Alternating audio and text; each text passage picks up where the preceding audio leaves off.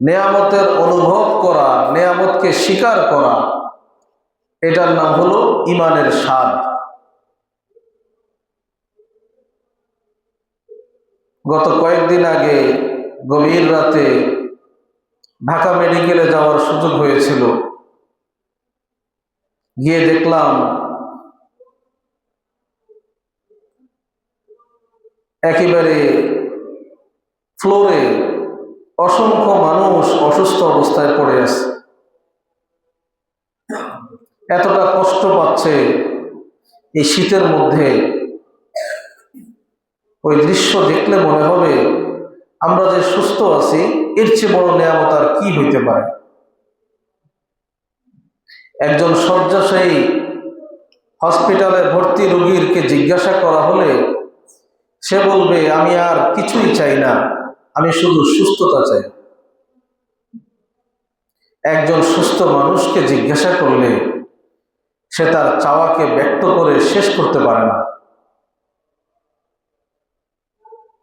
ঈমানের পরে সবচেয়ে বড় নেয়ামত সুস্থতা। এই সুস্থ থাকা অবস্থায় আল্লাহর সন্তুষ্টি অর্জনের লক্ষ্যে ইবাদত বন্দেগী এবং নেক আমল দ্বারা এই সুস্থতার হক আদায় করতে হবে।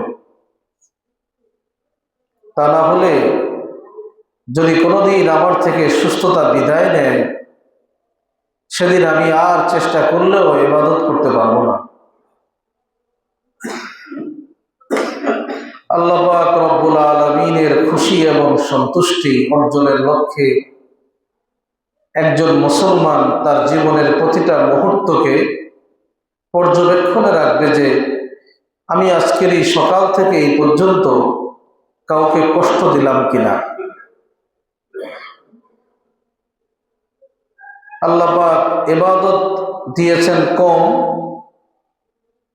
কিন্তু গুনাহ থেকে বেঁচে থাকার বিষয়ে সতর্ক করেছেন বেশি। যদি কোনো মুসলমান ফজর থেকে এশা পর্যন্ত 5 ওয়াক্ত নামাজ আদায় করে, 5 ওয়াক্ত নামাজে তার সর্বোচ্চ 1 ঘন্টা ব্যয় হয়, 1.5 ঘন্টা ব্যয় হবে, কিন্তু এই পুরো সময়টা যদি সে গুনাহ থেকে বাঁচতে পারে, অপরের ক্ষতি থেকে বাঁচতে পারে, পুরোটা সময় নামাজ পড়ার ইবাদত করার যে সওয়াব হইতো আল্লাহ পাক তাকে ওইটা দিয়ে দিবেন।